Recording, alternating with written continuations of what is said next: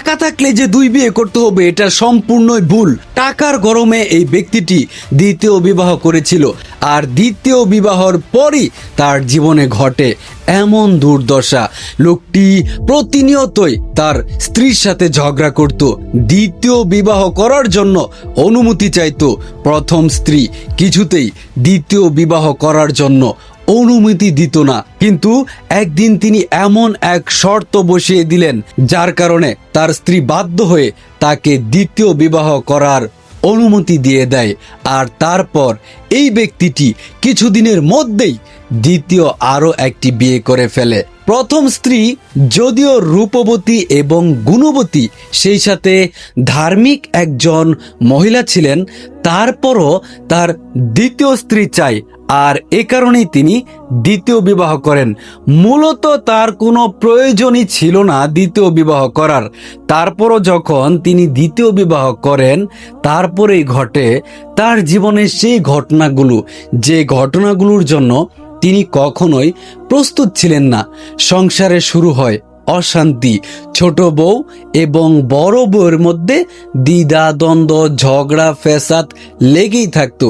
আর ছোট বউ স্বামীর কাছে অনেক অনেক বেশি পরিমাণে অভিযোগ জানাতো বড় বউয়ের ব্যাপারে, এবং বড় বউ কিন্তু স্বামীকে প্রচুর পরিমাণে প্রেসার ক্রিয়েট করত।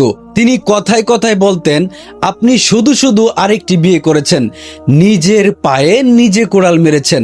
এইভাবে লোকটা আস্তে আস্তে মানসিকভাবে ক্ষতিগ্রস্ত হতে থাকে। এক এক দিন এক এক বউ এক এক রকমের হুমকি ধামকি দিত সেই ব্যক্তিকে। মাঝে মধ্যে তো দ্বিতীয় স্ত্রী বাবার বাড়ি চলে যেত, স্বামীর বাড়িতে তিনি আসতেই চাইতেন না। এইভাবে লোকটা কিছুদিনের মধ্যেই দুশ্চিন্তা এবং হতাশাগ্রস্ত হয়ে যায়। এখন আর দুই বউয়ের মধ্যে কোনো বই তাকে আগের মতো ভালোবাসে না।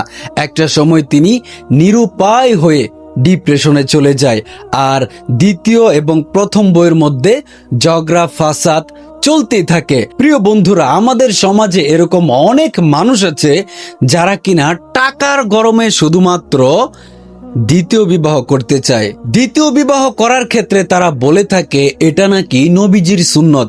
হ্যাঁ ভাই, এটা নবীজির সুন্নত, এটা আমরা জানি, কিন্তু আপনার যদি প্রয়োজন না থাকে, আপনার যদি প্রয়োজন না হয়, তবে কেন আপনি দ্বিতীয় বিবাহ করবেন?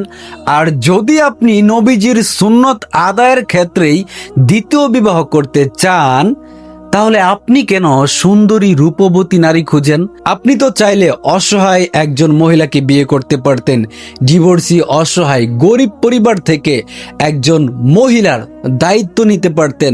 আমার প্রশ্ন হচ্ছে, আপনি কেন সুন্দরী রূপবতী এবং কুমারী মেয়ে খুঁজেন?